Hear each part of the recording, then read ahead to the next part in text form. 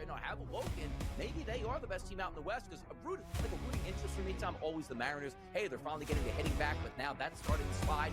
We can make the case for the Rangers. They shore up some things. A team that the Rangers, you and I were both very high on coming into the season. They make a shot for the wild card. But I do think it's going to be a two-team race between the Astros and the Mariners, and that's really about it. Yeah, it's a shame. Pro Baseball Today, only on SportsGrid.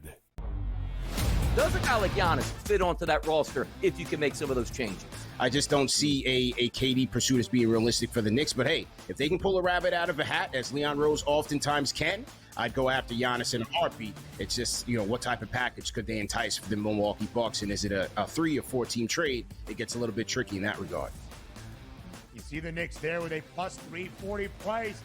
The early line, only on SportsGrid.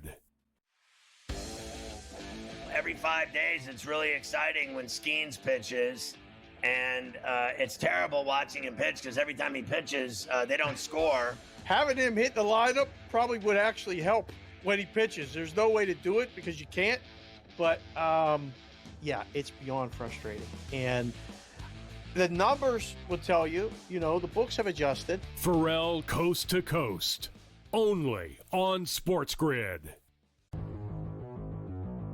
Dialing it back to his old days with St. Louis and Arizona. Buy or sell, Goldie will finish top 7 in fantasy first baseman. No, I'm going to say no. I think he'll fall off. Older player here, he'll be top 10, but not top 7 here. Top 10, I would say I'd buy it. Top 7, I'm going to say no here.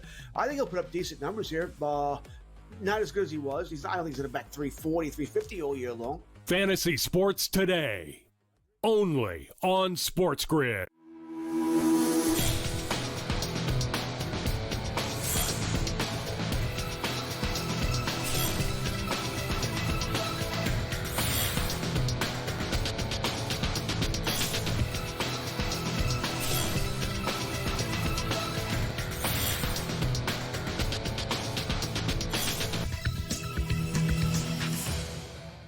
Good morning. Welcome to NewsWire here on SportsGrid. Happy Monday. Great to be back with you here on our morning edition of the show here, of course, on NewsWire. We have plenty to cover on today's show, including a fantastic finish at a wet U.S. Open, very challenging golf course. We'll tell you who won and also hear from the winner as well.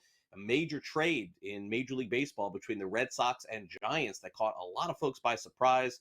We'll dive into that as well. We've got the NBA Finals back tonight. Very crucial game between Oklahoma City and Indiana with the Stanley Cup Finals starting back up tomorrow. We'll also bring in some special guests, as always, here on the show to break everything down for you in the world of sports and sports betting as well. But let's begin with the shocking development yesterday that happened in Major League Baseball. A trade, arguably, of the franchise player of the Boston Red Sox and Rafael Devers. He goes to the San Francisco Giants in a very rare midseason trade. Devers is dealt for pitchers Jordan Hicks and Kyle Harrison, and also the top prospect on the Giants, James Tibbs.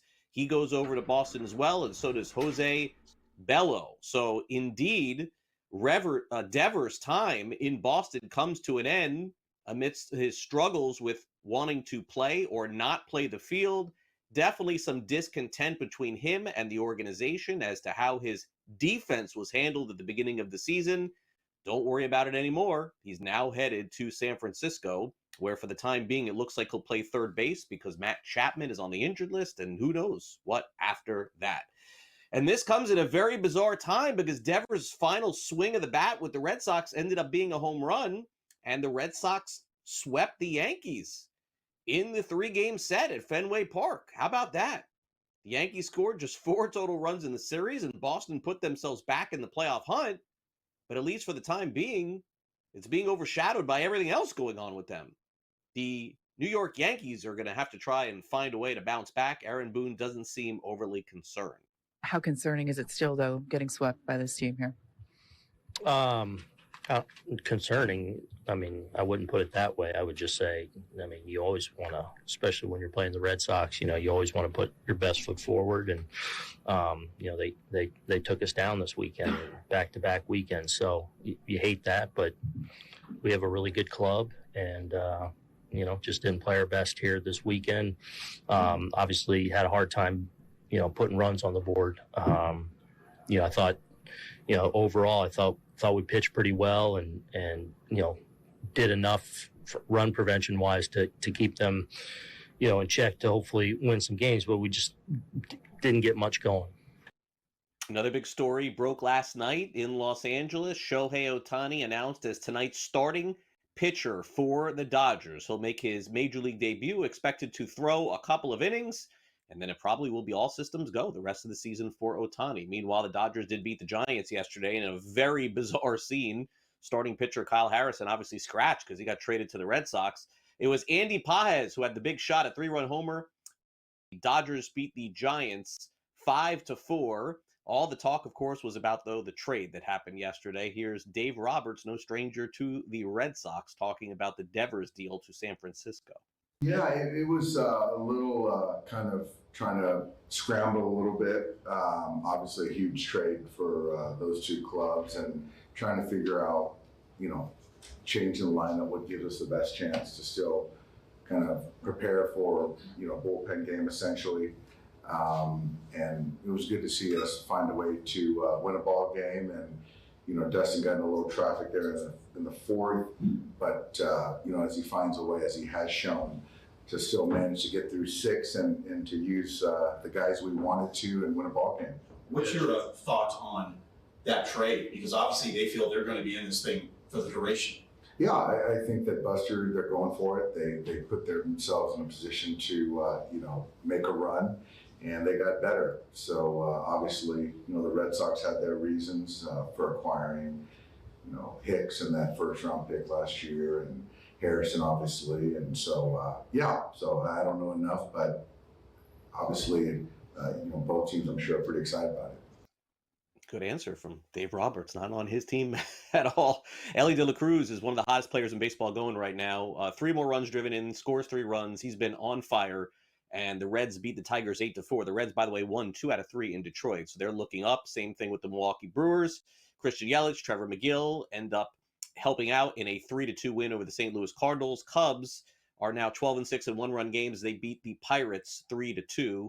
So lots happening, as you can imagine, in Major League Baseball. In sports betting, one big story from this morning, it looks like there's a chance that FanDuel is exploring a deal with the company called Kalshi. This is the prediction market company, to bring new betting efficiencies to the market. What does this mean? A partnership of some kind? I don't know. We'll see. Kalshi has expanded into the sports events contracts, including a partnership with Robinhood. Could this mean they're coming to more markets around the country? I guess we'll wait and see. I thought the U.S. Open would be our lead story today, and it turned out to be 8 minutes into the show, but that's what you get with all the baseball stuff happening. But J.J. Spawn with a fantastic putt to capture the U.S. Open yesterday. Longest putt made by anybody this week, 64 feet, 5 inches. And he's the only player at the U.S. Open to fire an under par score for the tournament. 1 under gives Spawn his first major title. Talked about winning it after the round. Champion of the 125th U.S. Open, JJ Spawn. JJ, just an unbelievable day, one you'll never forget. Where did the continued belief come from? It felt like as bad as things were going, like I just still tried to just commit to every shot. I tried to just continue to dig deep. I mean, I've been doing it my whole life. And I think that's been the biggest difference this year, is being able to do that. And fortunately, I dug very deep on the back nine, and things went my way, and here we are with the trophy. Meanwhile, the NBA Finals begins back up tonight. That's good. Feels like it's been a while. Thunder take on the Pacers. They're 9.5-point favorites. The series is tied at 2. They'll tip off tonight at 8:30 Eastern, so we have coverage for you on Pharrell before the game, and then in-game live during the game, and of course leading up to as well. Here's Rick Carlisle on the back-and-forth nature of this series, which is tied at 2. There's momentum. I mean, it's hard to exactly gauge. I think maybe some of it fades with longer stretches between games, but between 3 and 4 was one day. I thought there was momentum there. I thought we played well for 3 quarters and then struggled in the fourth. and had a much better start in that game. So I don't know. It's not, haven't given it a lot of thought. It's kind of, for us and for the coaching staff and the players, it's analyzing momentum is not really part and parcel to what's going on like right now, and having to do a better job going and getting the ball off the boards and, and avoiding fouls and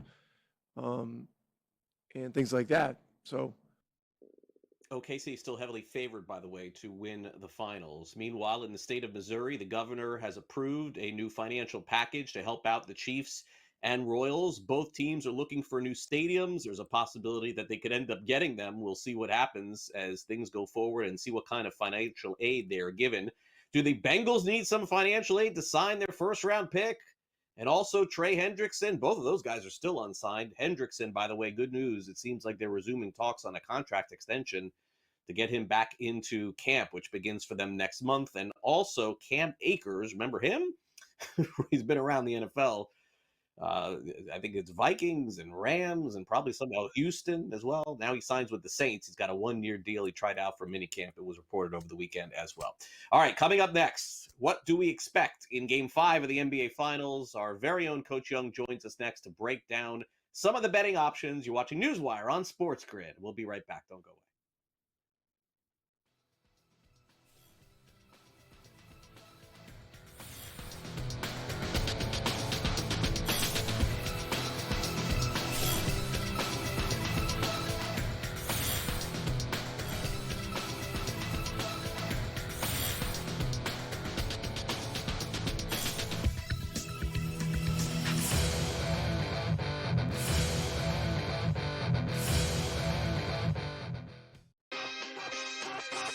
Plenty of takeaways from Yankees-Dodgers where LA sent the message on Saturday, and the only way the Yankees could salvage it was somehow beating Yamamoto, and they did. You're staring a sweep in the face, and after losing the World Series, knowing what the opponent is, you know what the narrative would have been on Sunday Night Monday. Oh, Yankees get swept by the Dodgers. Game time decisions, only on SportsGrid. Does a guy like Giannis fit onto that roster if you can make some of those changes? I just don't see a KD pursuit as being realistic for the Knicks. But hey, if they can pull a rabbit out of a hat, as Leon Rose oftentimes can, I'd go after Giannis in a heartbeat. It's just, what type of package could they entice for the Milwaukee Bucks? And is it a 3 or 4 team trade? It gets a little bit tricky in that regard. You see the Knicks there with a plus 340 price. The early line, only on SportsGrid. No one is going to pick Indiana. No one's going to pick Indiana to make it close, honestly. Like, you could get tremendous odds if you pick OKC in 7. I think that taking the series over 5.5 games, the last 2 NBA Finals series ended in 5. I think this one goes 6. I think the Thunder will get the job done, but I think the Pacers are just too strong of a team and too talented of a team and too deep of a team to lose in 5 or fewer games. NewsWire, only on SportsGrid. Ready? Jacob! Yes! Oh! It was never in doubt! It was never in doubt! Oh, there's points falling out of my eyeballs! Oh, James Johnson to the 10! Everybody gets home! The 228.5 matters! In-game live, only on SportsGrid.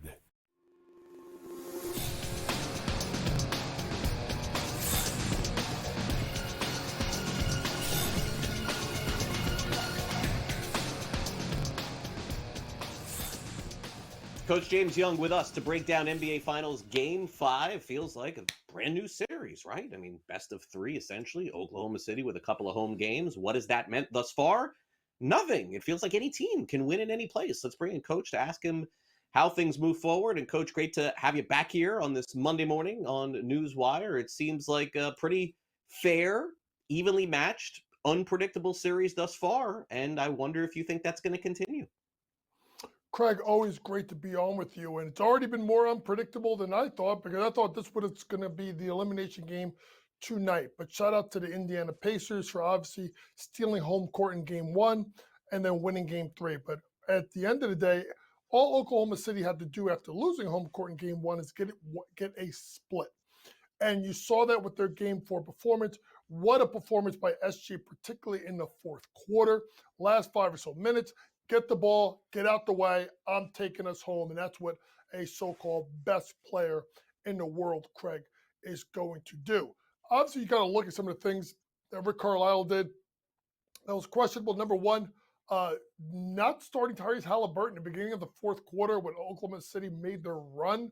I thought it was kind of a strange thing. He had sat for about 3 minutes and then put him back in for the last 16 seconds of the third quarter and then sat him to start the fourth. Didn't make much sense because if he was tired, he still got that 2.5 minute media timeout because of the end of the quarter. So to me, just some questionable stuff for the first time out of Rick Carlisle. But at the end of the day, we have a 3-game series. 2 games are obviously in Oklahoma City if it goes 7. And I'm going to say this, very simply put, Indiana cannot win this series if they lose tonight. I just don't see it that they can get. I know they did it to New York last year. I just don't see them in a game 7 getting a win on the road. If you kind of look at that series, the Oklahoma City series versus Denver, what happened? Blew a big lead in game 1. Late. Check. Game 2. Win by double digits, covered the threat.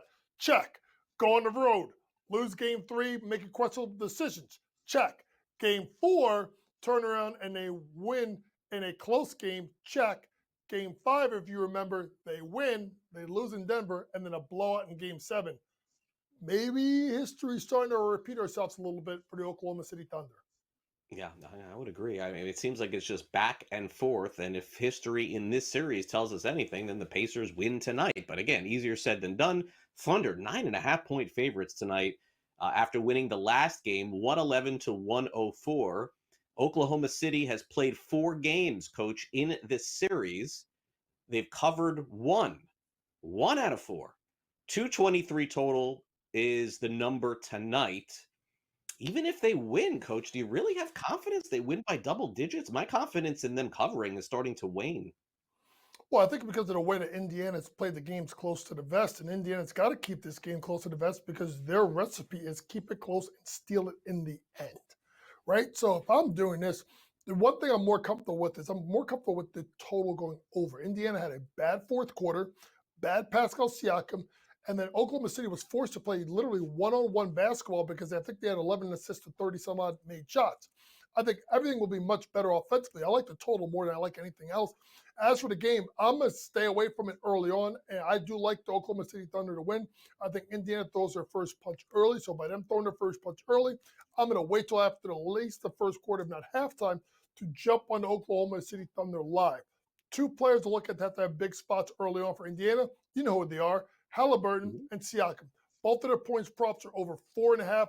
Tyrese at plus money, Siakam minus money. Take a look at both of those to go over 4.5 in the first quarter. It is critical for Indiana for those 2 to get off to good starts. And if FanDuel look at those game specials, quarter specials, if they hang some Halliburton and Siakam 10-plus points in the first quarter, jump on it. Those 2 have to be really special early on to keep Indiana in the game because I expect Mark Daigneault's crew to try and throw a punch early on in the first quarter.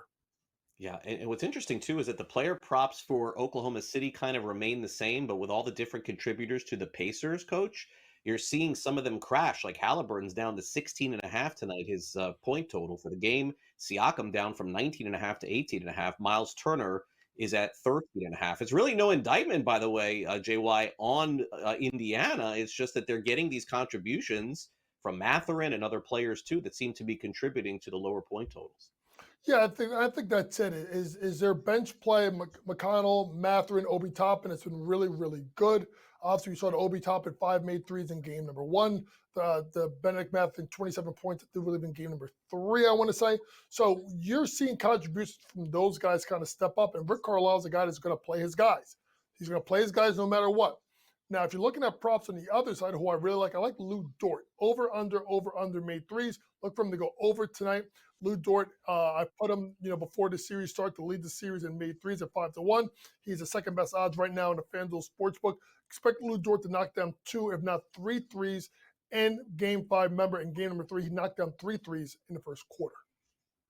Coach, I don't recall big trades happening during NBA Finals week, but it seems like there was a pretty significant one over the weekend, and I want to get your thoughts on two teams that it would appear going in different directions. Is Memphis at this point looking more toward the future because they sent Desmond Bane to the Magic? We know the Magic played very well at the end of the season, and it seems like they want to take advantage of some of the young players that they have. Break that one down for me.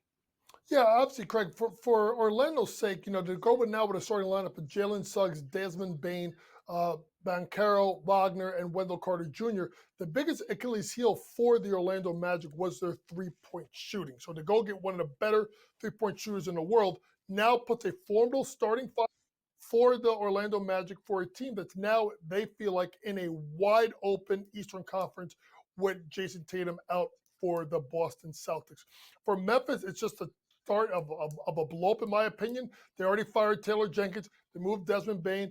Does John Morant? Probably not. Does Jaren Jackson Jr. possibly get moved? Got to remember, it was announced over last week that Zach Edey was going to miss the entire season next year because of an ankle injury, and obviously Jalen was just going to work himself back from an injury.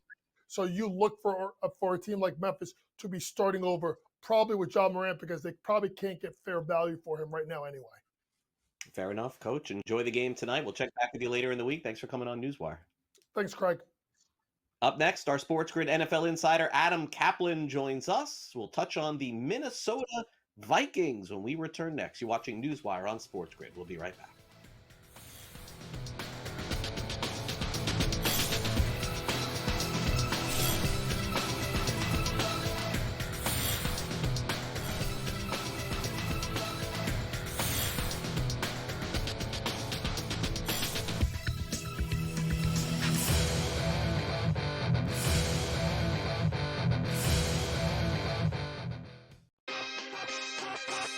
Plenty of takeaways from Yankees-Dodgers where LA sent the message on Saturday, and the only way the Yankees could salvage it was somehow beating Yamamoto, and they did. You stare a sweep in the face, and after losing the World Series, knowing what the opponent is, you know what the narrative would have been on Sunday Night Monday. Oh, Yankees get swept by the Dodgers. Game time decisions. Only on SportsGrid. Does a guy like Giannis fit onto that roster if you can make some of those changes? I just don't see a KD pursuit as being realistic for the Knicks. But hey, if they can pull a rabbit out of a hat, as Leon Rose oftentimes can, I'd go after Giannis in a heartbeat. It's just, what type of package could they entice for the Milwaukee Bucks? And is it a 3 or 4 team trade? It gets a little bit tricky in that regard. You see the Knicks there with a plus 340 price. The early line. Only on SportsGrid. No one is going to pick Indiana. No one's going to pick Indiana to make it close, honestly. Like, you could get tremendous odds if you pick OKC in 7. I think that taking the series over 5.5 games, the last 2 NBA Finals series ended in 5. I think this one goes 6. I think the Thunder will get the job done, but I think the Pacers are just too strong of a team and too talented of a team and too deep of a team to lose in 5 or fewer games. NewsWire. Only on SportsGrid. Ready? Ready? Jacob! Yes! Oh! It was never in doubt! It was never in doubt! Oh, there's points falling out of my eyeballs! Oh, James Johnson to the 10! Everybody gets home! The 228.5 matters! In-game live only on SportsGrid.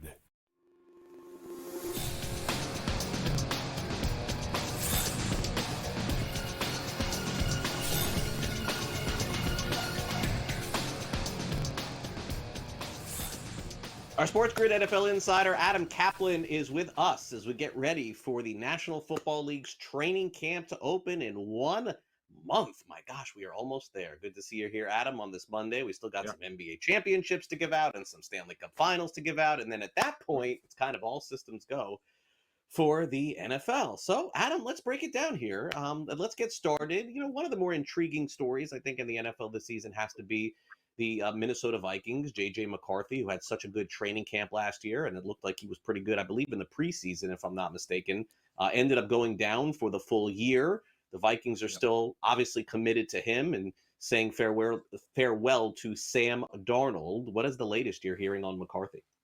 Yeah, this is a big deal here. So one of the reasons why they did not pursue Aaron Rodgers, it was really Rodgers, Craig, to be honest, who contacted them. And Kevin O'Connell, the head coach, who also calls the plays, did have dialogue with Rodgers more than once. But they knew that McCarthy was going to be available at some point in June. And McCarthy actually went on record last week and confirmed 2 weeks ago he was cleared medically. He did work last week.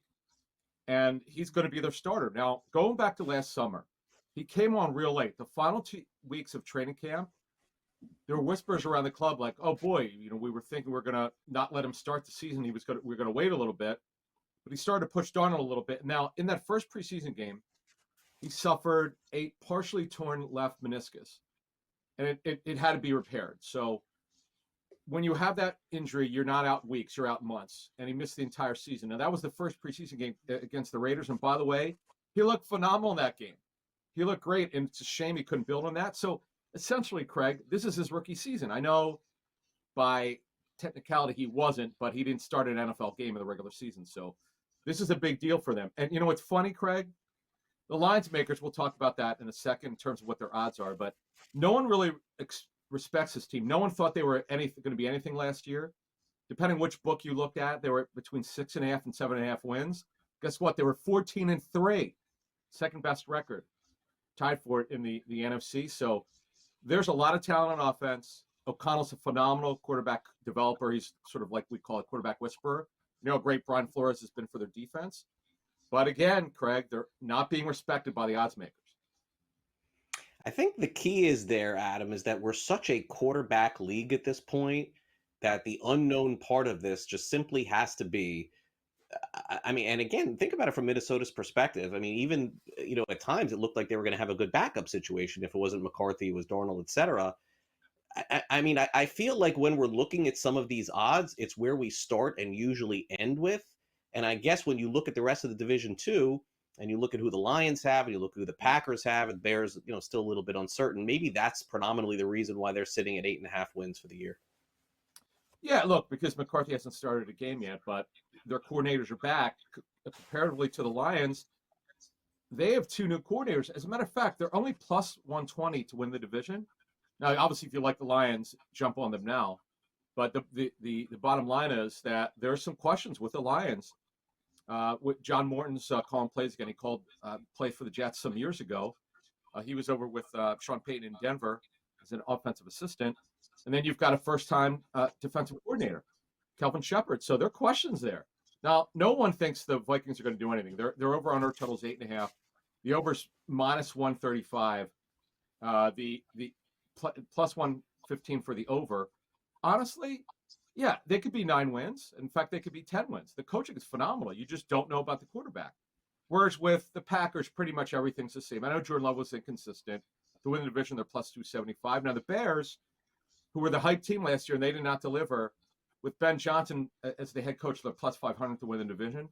They too, by the way, are 8.5 wins, but the money's on the under. You would get plus 110 if you go for the over 8.5. Now, they're going to be a hype train, I'm telling you. They're going to be the team that everyone's going to hype in training camp because of Ben Johnson and Caleb Williams working together. Yeah, there's no doubt, Adam. All right, as we wrap it up real quick, we got 1 minute to go here. As far as like some other things that are percolating here before camp opens, what are some of the things that you're looking for? Is there anything that will get news-wise in the next month or so? It seems like the Bengals are at the forefront of this because they have the holdout, right?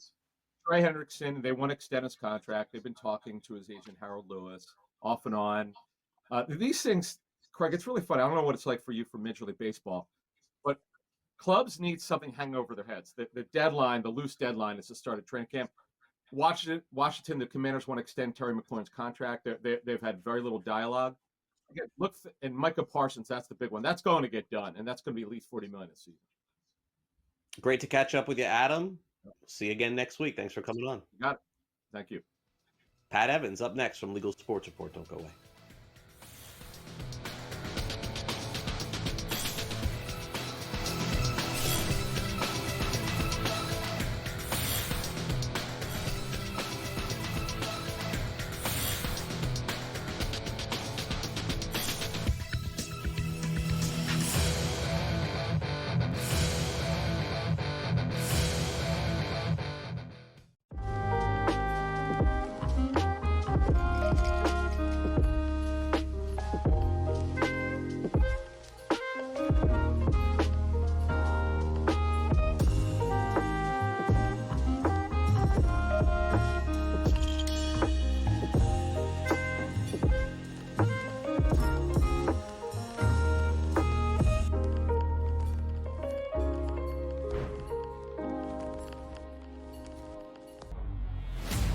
I'm with you in that you're going to have to take calculated risks. And that's what Leon Rose has been about since he's been here. And he's been measured. He hasn't been gung-ho in terms of mortgaging this franchise's future for immediate gains. They have had a prudent approach, and you're going to have to roll the dice in certain respects to get to that top level. And you're right, Donnie, when you look at next season, all things considered, you hope that they're healthy, and if they roll over, say, 85 to 90% of this roster, this is a top 3 team in the East. With Boston coming down, Milwaukee is going to come down, and so you have to figure it's going to be Indiana, the Knicks, the Cleveland Cavaliers in some sort of order in the preseason rankings. And so where they go from here, Jason Kidd is obviously the hot name right now. Things both sides are interested from what we've heard in terms of Kidd and the New York Knicks. Is he that championship caliber coach to take the Knicks there? The Early Line. Only on SportsGrid. Here we go at Oakmont. Let's start with the course. What do we know about this course? How long is the rough, and does course history come into effect for you this week? The U.S. Open has always been billed as the most difficult test of golf there is on the planet. And I tell you what, it's often labeled as the most difficult golf course in the world is Oakmont. Game time decisions. Only on SportsGrid.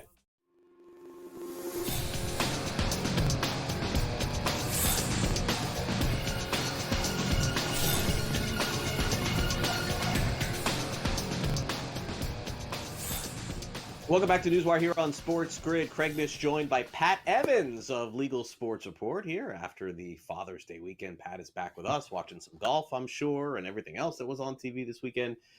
Great to have you back here, Pat. Let's get the ball rolling here a little bit. A couple of columns posted this weekend over at LegalSportsReport.com. You could read more about what we discuss over on their website. Let's start off with the sweepstakes saga that continues in Louisiana. Looks like, at least for the time being, there will be no sweepstakes casino betting going on there. Yeah, but this one's interesting because, I mean, to your point, we've seen a lot of, the sweepstakes operators are kind of that second of 3 waves of things trying to kind of get into sports betting without technically being sports betting. The first being DFS 2.0, then sweepstakes, and now, of course, we have the prediction markets. But, legislators act a little bit delayed, and now we're seeing plenty of lawmakers say, hold on, this is weird. We got to figure this out. We got to either tighten the regulations, define things, what have you. And we've seen a couple states ban them. We've had Connecticut, Governor Ned Lamont just signed that bill. Up in Montana, they signed that bill. We've got New York moving forward. In fact, so much so that a ton of the sweepstakes operators pulled out. But in Louisiana, unanimously, a ban passed both the Senate and the House. Every lawmaker voted to say, yes, we want to ban these. Well, you go to the Governor Landry, and he went ahead and vetoed it. And he said, this isn't needed. We have strong regulations. We're watching everything as it is. This doesn't need to happen. So I'm vetoing this. Unsure of if a veto override is going to happen because, as noted, it was unanimous to get through, but something like 4 bills have been vetoed in Louisiana since like 1972 or something like that. So it's not, the precedent to do that in Louisiana is not there. So we'll see what happens. But ultimately it basically comes down to the governor saying, I don't think we need to do this because our gaming regulators are already really strong and the laws already say that this isn't okay. Yeah. No, it's definitely fascinating with this sweepstakes stories just going on and on during the spring and now in the summer. Okay, so a new story here for our Monday viewers, especially for those of our viewers and listeners in Oklahoma. Sports betting is a possibility in 2025 has come and gone. What about the future, though, Pat? Does it seem like there's any momentum at all? This was an interesting story that was done by local media, and we just went ahead and kind of amplified the message. Governor Kevin Stitt came out and said, you know what, the tribes are waiting till I'm gone. And if you've been following Oklahoma sports betting, which of course I have, and we've talked about on here, that's kind of not true. And we kind of have known that sports betting probably won't happen until Stitt is out of office. But he's been kind of the major roadblock, even though he's come out and said multiple times, this is a proposal that I want, and this is what we should do in Oklahoma, which is open up the online market to commercial operators. Pretty much everyone else in the state doesn't want to do that. The Oklahoma gaming tribes have contributed millions and millions of dollars to the state for gaming exclusivity. They have a very ripe gambling industry there that just doesn't include sports betting yet. And they've tried multiple times to kind of get to the table and have some sort of agreement. Back in 2020, Stitt amended 2 compacts with tribes to offer sports betting. The rest of the tribes said, whoa, no way, this isn't okay. The court system ruled with those tribes and said, no, this isn't okay. So since then, we've had lawmakers trying to get to the table with the tribes and kind of overrule what Stitt is trying to push. And this year we had a very strong push by a House bill that made it the furthest the sports betting bill has passing a Senate committee and just stalling out right before the session ended. And that could have created a framework, but Stitt vowed to veto it. But there was also a companion bill that, if that passed, would have gone to the electorate, which Oklahoma lawmakers did in 2003 to legalize the lottery, which, lawmakers were kind of on the same fence of like, we don't want to be the ones to do this. We'll give it to the constituents. You guys go ahead and say this is what we want and the like. So again, this article is just Stitt coming out saying, the tribe, this isn't going to get done, but I don't want to take blame for it not getting done. I'll say they want to wait till I'm gone, which is 2027.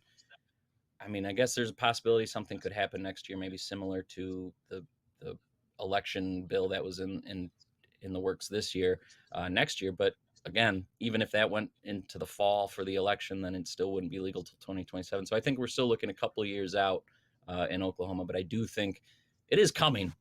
Just how it comes and when is still up in the air.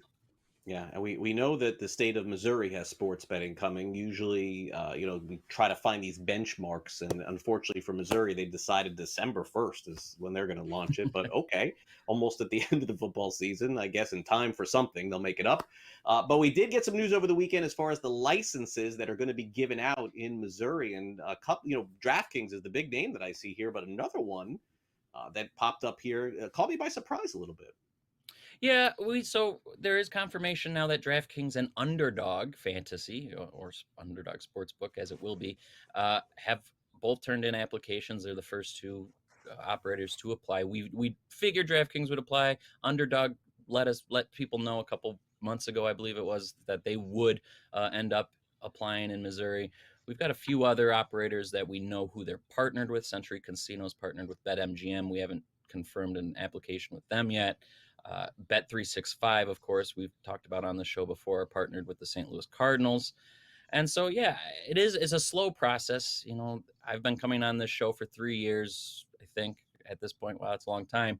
And I think pretty much every time I've been rotating through, we've talked about Missouri and getting off the ground. I remember early on, we talked about the race between Kansas and Missouri. Well, Kansas has been live for, 3 years now practically, and Missouri's not even there. And, that was part of the long legislative lead up, largely led by Denny Hoskins, who is now Secretary of State, and he was kind of leading the charge against legalizing it. And he also posed the hurdle that prevented the emergency rules, which would have maybe had it live by now in Missouri. And instead, the application process has taken a long time. The rules will go into effect in September. I thought maybe based on some timelines we've seen in the past that they'd get up and live, but I think they're just going to go ahead and say, you know what, let's take our time, make sure we get everything right, ducks in a row. Let's launch all at the same time in December. I'm sure that's what we'll see. And it is going to be, Matt Waters has a great piece over on Legal Sports Report about kind of what the recent Illinois per bet tax could do for maybe DraftKings and FanDuel. Maybe they really pour in more marketing into Missouri and maybe even try to get people from Illinois to Missouri, which would be an interesting fact. But yeah, a great story by Matt over there. Missouri, I think it's going to be a fun market to watch launch. It's just taking a long time to get live after, 3 years of talking about it with you. Yeah, definitely so, Pat. And do you think, by the way, that Missouri will be the only big sports betting legalization story of the year? I mean, I hate to think that we're already in June, Pat, but I mean, we're really making no progress. I mean, it feels like we talked about Hawaii maybe legalizing a little bit, Rhode Island maybe going online a little bit, but for the most part, why do you think that they're so stagnant at this point? Is it just because so many markets were open already?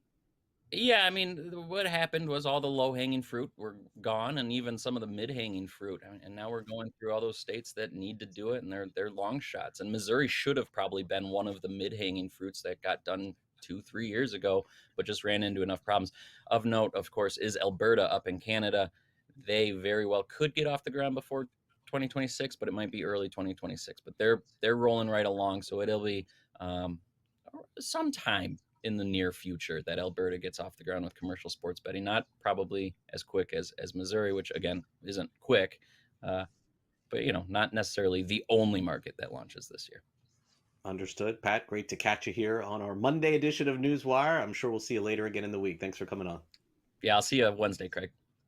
All right, sounds good. Pat Evans from Legal Sports Report. You could read all of the columns around the topics that we discuss over at LegalSportsReport.com. We'll be back with Tom Vecchio breaking down the big trade between the Red Sox and Giants and a preview of tonight's game. Go ahead.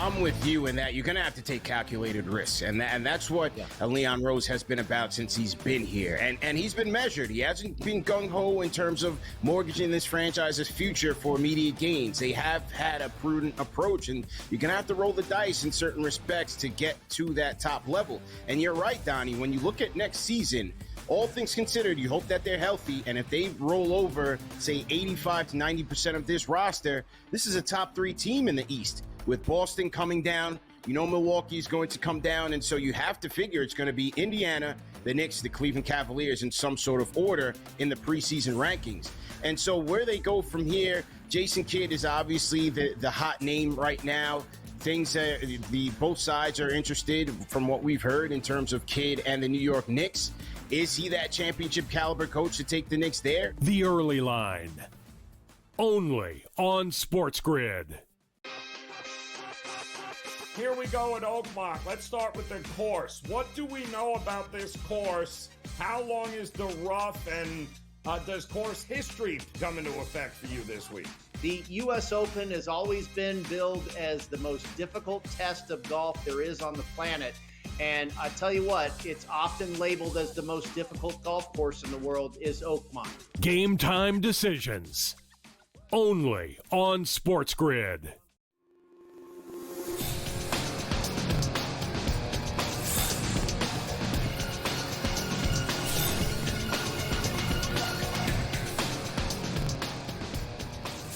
Welcome back to Newswire here on SportsGrid. The big story in sports has to be the big Major League Baseball trade of 2 iconic franchises, San Francisco Giants, Boston Red Sox. One of them is getting back a franchise player, the other seemingly looking toward the future. Let's bring in Tom Vecchio to break it down and go over the betting market as well. And, Tom, I think a lot of Red Sox fans sort of scratching their heads today. They lose their best player, Rafael Devers, to the San Francisco Giants, a guy who is, basically their best player for several years. I know that there was a lot said before the year about not wanting to play different positions of third base and first base when they acquired Alex Bregman. It does seem like this is a divorce between a player and an organization. I don't know what other way to put it. Yeah, this seems, I guess if we add everything together, it seems like, okay, this is what should have happened or what we should have expected. But individually, not wanting to play third, not wanting to play first after Casas got hurt. There's some talks that he didn't want to be the face of the franchise, so to speak. Like, those things individually shouldn't be an issue. I understand he may not be the best defensive third baseman, but you get Bregman, okay, you have to play DH. removing him from the lineup, I think, is objectively a bad decision, especially when you look at the return that the Red Sox get. They didn't even get Bryce Eldridge, the top prospect from the Giants. So when you're getting two pitchers, then you immediately send the pitcher, Kyle Harrison, to AAA. Like, what are we doing here? So there's just too many unanswered questions. And then the fact that Jarren Duran is still rumored, they're like, oh, the Padres want him. If you're going to continue to remove players from the lineup, what are we doing here? Well, they're shedding $250 million of salary. I know nobody wants to talk about that, but that's just the truth here. And they do have a lot of nice young players, Rafaela and Campbell. They call up Roman Anthony. And so, naturally we're going to get a chance now in the second half of the season to see a lot of those players play. But the one thing that I've learned in sports betting, Tom, is that you got to kind of zig when everyone zags, or zag when everyone zigs, whatever they say here. And the Red Sox right now are going to be bet very heavily against, and their win total is 81.5. And I just wonder, from a smart person's perspective, is this maybe now the time to buy on the Red Sox when everyone's going to be so anti-Boston right now?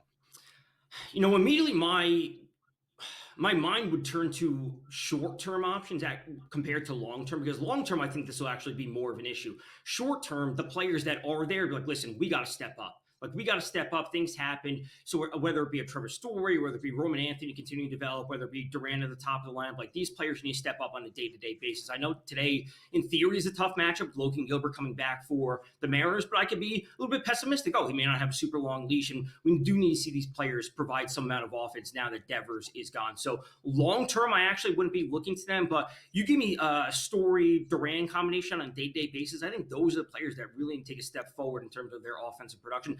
And they've been good over the past 2 weeks or so. They've won multiple series in a row at this point. Yeah, it's hard to just punt on the Red Sox, given the fact that they're actually playing well. I think that's a good point here. I know Mets fans are freaking out, Tom, a little bit this weekend with the Rays sweeping them, but I got to tell you, the Rays are playing really good baseball right now, too. So there's nothing to get upset about. I don't think beyond that. Tampa Bay supremely underrated, I think, at the moment to go to the ALCS or maybe even win the AL. They're really, really playing well. Houston playing well, too. They've won 5 in a row. Everyone will be focused on the Dodgers, I know, tonight with Ohtani coming back. But, certainly I'll let you start with any of those three. What do you think is the biggest impact? Short term, it's obviously not great for the Mets, but we also have to remember that Senga is now apparently out for 5 weeks with his hamstring injury. Just kind of a weird play going to first, landing out with hamstring. Sean Manaea still hasn't pitched this year. Frankie Montas still hasn't pitched. So if he's going to be out for 5 weeks, that pushes us right up against the trade deadline at the end of July. So we know that Steve Cohen likes to make moves. So it's bad for the Mets right now, but there are signs, okay, they have been aggressive. They will continue to be aggressive. Plus, getting 2 pitchers theoretically back from the IL should be good in the dog days of summer once we get to August. Obviously, for tonight with Ohtani, great to see him return to the mound. This obviously will impact his MVP betting odds, and I'm going to say he's looking like a sure thing at a certain point to win the award. It really comes down to how long is he going to pitch. I saw a report that he may pitch just 1 to 2 innings. To me, it's not about the length. It's not about the number of pitches. It's really, I'd be looking at his fastball velocity. Like, what is he actually doing on the mound? Because if it's 2 innings today, if it's 4 innings next week, I think the velocity and the control are more important than just a raw number of 50 pitches or something. Yeah, no, I would agree with that. Yankees, by the way, seemingly can't beat the East, but they can beat everybody else. 24-17 against the rest of the league, and doing a really good job against the American League Central. But it's a long season, Tom. People are going to panic, but I don't see anything here to this. Do you? I don't. It'd be great to beat the teams that you have to play the most when it's all said and done, to beat them at a higher percentage. But, bump in the road versus, again, a surging Red Sox team, as it were, coming into this weekend. They should be getting Stanton back at some point this week. I think that presents a good problem for the Yankees. It's not going to make anything easier with Dominguez, Judge, Grisham, Bellinger, and we got to assume that Stanton's probably not going to be playing the outfield, so he's only DH. Then what are they doing when it comes to Goldschmidt and Ben Rice at first base? There was a report that Rice could be playing catcher. So there's a lot of moving parts for the Yankees. I think it's a good problem to have, but they need to get their offense sorted out, and hopefully Stanton does provide that bump. Another season, Tom, where the Astros look like you're going to write them off in April and May, and then June comes, and here they come again. 8-2 in their last 10. Altuve playing well. Jeremy Pena, bounce back season as well. And this is the season, by the way, I think, Tom, that, look, Houston's going to be there in the end. I think Seattle has got to put their foot on the pedal here a little bit. Too many years have gone by with them watching the Astros go above them. That's really the answer when it's all said and done. We have talked about the Mariners for a number of seasons. What's been their issue? Not enough hitting. Well, now they have actually really good hitting this year. Cal Raleigh's having an awesome year, and the pitching has been the thing that's always carried them. They haven't made enough moves at the deadline. Now they have the hitting. They've obviously dealt with a lot of injuries throughout their pitching staff. Players not starting off. George Kirby didn't start the year. Then Logan Gilbert gets hurt. He's coming back tonight. But it really has to be putting all the pieces together. So I'd like to see them go out and get one more pitcher and one more hitter, because if there's any time to strike in the AL West, it's this season. Tom, as we let you go here, before we do, Showtime begins tonight. Shohei Ohtani, minus 150 on the money line against the Padres. Padres have Dylan Cease. He's going to go longer than Ohtani in this game. I got to tell you, I got to be careful on this one here, right? Like, everyone's going to back the Dodgers, but for what? For what? A guy pitching 2 innings? Gotta be careful. Yeah, if there's anything to look at, you want to have a little bit of fun to start the week with Ohtani being back and be tuned into the game. Ohtani to record 3 strikeouts is that plus 280. Like a smaller unit on that, keep it simple. Get some excitement just because we're fans. We want to see cool stuff happen, but I don't want to back the Dodgers at minus 156. Yeah, certainly so. All right, fun matchups coming with Devers going to San Francisco, taking on the Dodgers coming up later this summer. Thanks again, Tom, for coming on the show. Really appreciate it. Thanks for having me. We'll wrap it up next.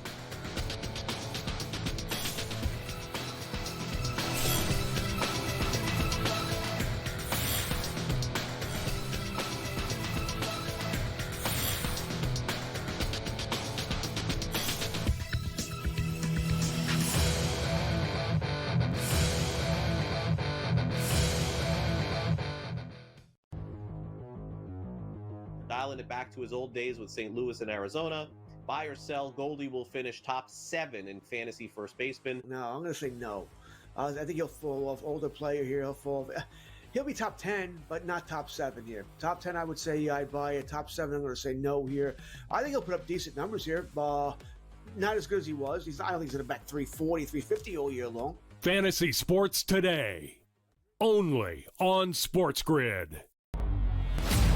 I'm with you in that you're going to have to take calculated risks. And that's what Leon Rose has been about since he's been here. And he's been measured. He hasn't been gung-ho in terms of mortgaging this franchise's future for immediate gains. They have had a prudent approach, and you're going to have to roll the dice in certain respects to get to that top level. And you're right, Donnie, when you look at next season, all things considered, you hope that they're healthy, and if they roll over, say, 85 to 90% of this roster, this is a top 3 team in the East. With Boston coming down, Milwaukee's going to come down, and so you have to figure it's going to be Indiana, the Knicks, the Cleveland Cavaliers in some sort of order in the preseason rankings. And so where they go from here, Jason Kidd is obviously the hot name right now. Both sides are interested from what we've heard in terms of Kidd and the New York Knicks. Is he that championship caliber coach to take the Knicks there? The Early Line, only on SportsGrid. Every 5 days, it's really exciting when Skeens pitches, and it's terrible watching him pitch because every time he pitches, they don't score. Having him hit the lineup probably would actually help when he pitches. There's no way to do it because you can't, but yeah, it's beyond frustrating. And the numbers will tell you, the books have adjusted. Pharrell Coast to Coast, only on SportsGrid.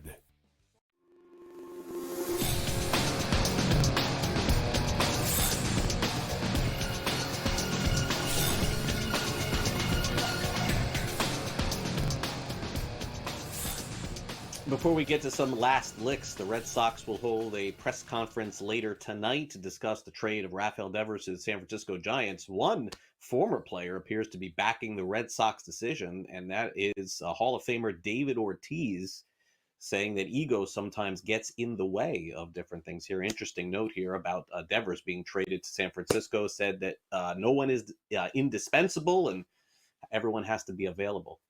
Interesting stuff from Big Papi. All right, we wrap up the show with some last licks. There's one team in baseball that hasn't completed a sweep, and there's one player in baseball that makes you want to tune in no matter what. He's on the mound tonight. Time for some last licks.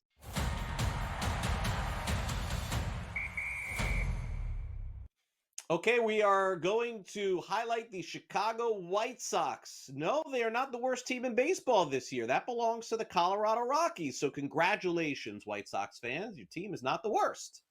But They are the only team in Major League Baseball that has not had a sweep. How is this possible? Well, there were two teams going into the weekend that had not had a sweep. And by the way, the Rockies did have a sweep earlier this year against the Marlins. Well, the Marlins returned the favor this weekend in Washington. By the way, the Nationals have lost 8 games in a row. And so that means the Chicago White Sox are the only team in Major League Baseball that has not completed a 3 or even a 4-game sweep in baseball this season. So the question has to become, can they possibly pull it off? Well, look, I mean, anything is possible. It is baseball. But for the time being, they're not headed really in the right direction. This is 2 years in a row where they're probably going to lose 100 games in each season. So the odds seemingly stacked against it. But it is a long year. You never know what can happen over a 3-game period. Go Sox. We'll see if they get it done. All right, so tonight we have NBA Finals Game 5. Tomorrow night we have Stanley Cup Finals Game 6. Now, this game is being played in South Florida in Sunrise tomorrow, where the Panthers, if they win tomorrow night against the Edmonton Oilers, they win the Stanley Cup Championship. Now, just remember this. Anything goes in hockey, right? You could see Edmonton winning. You could see the Panthers winning. Really good move here, though, by the Marlins. So the Marlins, unbeknownst to them, have a game scheduled tomorrow night at 6:40 p.m. Eastern. And basically 1 hour into the game, all of a sudden the Panthers are going to drop the puck. So what the Marlins decided to do, and by the way, this is the second year in a row, the Marlins have moved their game from 6:40 p.m. to 6:10 p.m. I know for those of you playing on the DFS slates, you're going to be very upset, but this is just what they do. They're going to start and throw out the first pitch against the Phillies at 6:10. So everyone in South Florida has a chance to not just watch baseball, but to also watch the hockey game as well. If memory serves correct, based on last year's start time when they did this, it feels like when the Marlins game ended, they were in the first period of the hockey game. So essentially you probably could even attend the game if you really wanted to, but seems a little unlikely given that one game is being played in Miami and the other one's being played in Sunrise. But I will be at the baseball game tomorrow night when I'm on the broadcast as well. All right, so if the NBA is not your thing tonight, this has to be. It is the season debut of Shohei Ohtani, who is going to pitch this evening for the Dodgers. Now, according to the reports that we saw last night, this is a 1 to 2 inning start, more or less serving as the opener for Los Angeles as he makes his first appearance on a mound in, I believe, 2 years. So Shohei Ohtani pitches tonight. You got the NBA Finals. You would think that June would be the slowest time in sports. It definitely has not been. We're very fortunate to have these extended series in the NHL and the NBA, and now we got some fun baseball to talk as well. Looks like Frank is in on what? You got the team total for the Padres tonight or something like that? Why are you so in on that? I don't know. Our producer Frank's anti-Ohtani. The one guy to not be anti is anti-Ohtani. Luke, help him out here. All right, that'll do it for the show here today. Thanks again to Pat Evans from Legal Sports Report. Also, thanks to Tom Vecchio for coming on the show as well. Coach James Young breaking it all down for us as well. Now, coming up at 12 o'clock Eastern, the great J.J. Spahn story will be told again. Smiley Kaufman, who better than to talk about that? Coming up at noon. That is followed by Pharrell Coast to Coast with a full preview of tonight's NBA action, Major League Baseball action, and I'm sure some hockey talk as well. And I'm sure Pharrell will weigh in on this big trade in baseball. Front Office Sports at 6 p.m. follows that program, and then Game Time Decisions follows that. In-game live game day, and Gabe tonight recapping what happens in NBA Finals Game 5 on Sports Rage tonight. Thanks again for all of you streaming us and watching us, or listening, however you're doing it here on the show today. Thanks again to Luke, who's back in the house off his vacation. Thanks to Frank as well. And thanks to you for making SportsGrid a part of your day. I'll see you back here tomorrow for our Tuesday morning edition of NewsWire, exclusively here on SportsGrid. Have a great day, everyone.